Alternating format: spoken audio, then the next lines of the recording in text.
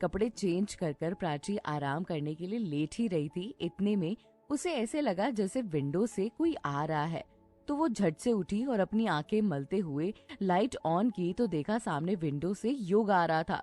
युग को आते देख प्राची एकदम से घबराते हुए बोली, अरे युग, तुम यहाँ? हाँ, तुमने ही तो कहा था तुम्हें मुझसे मिलना है।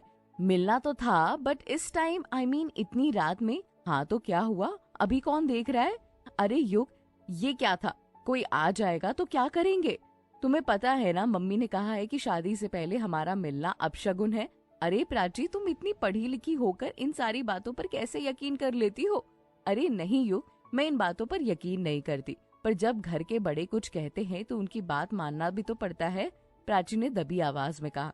अच्छा ये सब छोड़ो, क्या बात करनी है तुम्हें, ये मुझे बताओ, युग ने प्राची के करीब आकर कहा। तो प्राची ने हल्की सी टेंशन के भाव में कहा, कल रात मेरे पास अमन का फोन आया था। अमन का फोन? पर क्यों? पता नहीं, शायद उसे अपनी गलती का एहसास है। प्राची की बात सुनकर युग घबरा गया। उसे प्राची को खोने का बहुत डर था। वो किसी भी हाल में प्राची को खोना नहीं चाहता था। वो प्राची से इतना प्यार करने लगा था कि अब उसके लिए प्राची के बिना जीना मुश्किल ही नहीं, नामुमकिन सा हो गया था। वो प्राची को गौर से देखते हुए बोला, तो तुमने क्या कहा? कुछ खास नहीं, बस बिना कुछ कहे ही मैंने फोन काट दिया। प्राची ने कहा, अभी भी तुम मुझसे प्यार करती हो क्या? सच बताना। युग ने बड़े ही सहज भाव में ये सवाल किया। तो युग का सवाल सुनकर प्राची हल्का सा बौखला गई और युग को देखते हुए बोली, ये कैसा सवाल है? मैं तुमसे बस ये पूछ रहा हूँ कि क्या तुम मुझसे अभी भी प्यार करती हो? युग की बात सुनकर प्राची ने युग की नजरों से अपनी नजरें हटाई और पीछे पलटकर अपनी दादी की रखी हुई तस्वीर की ओर नजरें फेर कर बोली, इस बात से कोई फर्क नहीं पड़ता कि मैं अमन से प्यार करती हूँ या नहीं। अब हम जिंदगी के उस मोड़ पर खड़े हैं जहाँ से ना तो हम एक दूसरे का हाथ पकड़कर वापस मुड़ सकते हैं और ना ही एक दूसरे के साथ जी सकते हैं।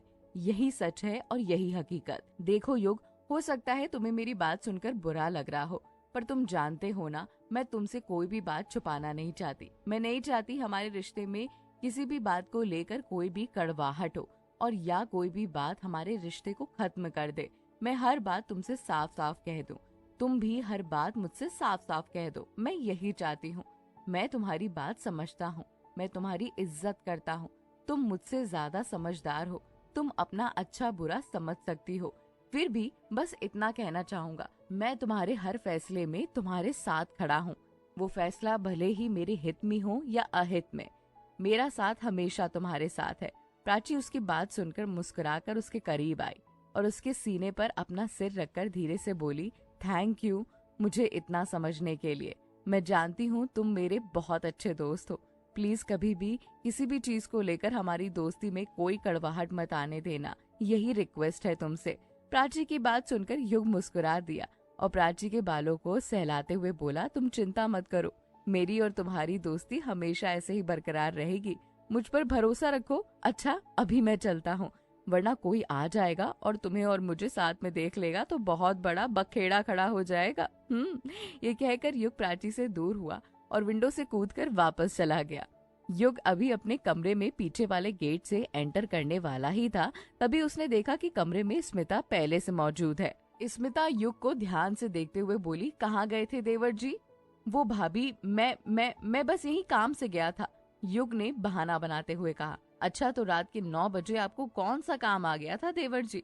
अरे भाभी आप भी समझो ना। हाँ हाँ समझ गई हूँ कि आप प्राची से मिलने गए थे, पर ये बात मम्मी जी को पता चल गई ना तो पता नहीं कितना नाटक करेंगी। पर भाभी मम्मी को बताएगा कौन? मेरी प्यारी भाभी, आप तो नहीं बताएंगी ना मेरी मम्मी को? हाँ बिल्कुल, क्यों नहीं बताऊंगी, मैं तो बिल्कुल बताऊंगी मम्मी जी को कि आप प्राची से मिलने गए थे। मेरी प्यारी भाभी मेरे साथ ऐसा करेंगी? ना ना ना, दैट्स नॉट फेयर। मुझे मक्खन लगाना बंद करिए और ये बताइए साफ साफ कि आप प्राची से मिलने गए थे ना? हाँ भाभी, और कहाँ जाऊंगा।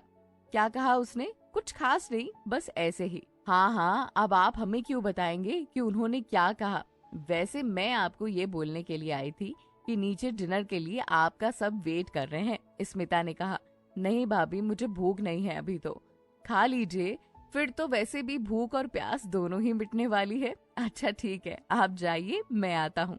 स्मिता युग की बात सुनकर वहाँ से चली गई। तो युग अपनी अलमीरा में रखे ज्वेलरी बॉक्स को खोलकर उसमें रखी अंगूठी को देखकर अपने आप में ही बोला, कितनी प्यारी लगेगी ना ये अंगूठी मेरी प्राची के हाथों में। गजब ही सुंदर है वो। या खुदा नजर ना लगे उसे और हमारे रास्ते कभी अलग ना हो। ऐसा कहकर वो मन ही मन मुस्कुराया। लेकिन सच्चाई क्या है, आगे ये कहानी क्या मोड़ लेगी, इसका तो आपको इंतजार करना पड़ेगा। हाँ जी। और ये एपिसोड कैसा लगा कमेंट करके जरूर बताइएगा।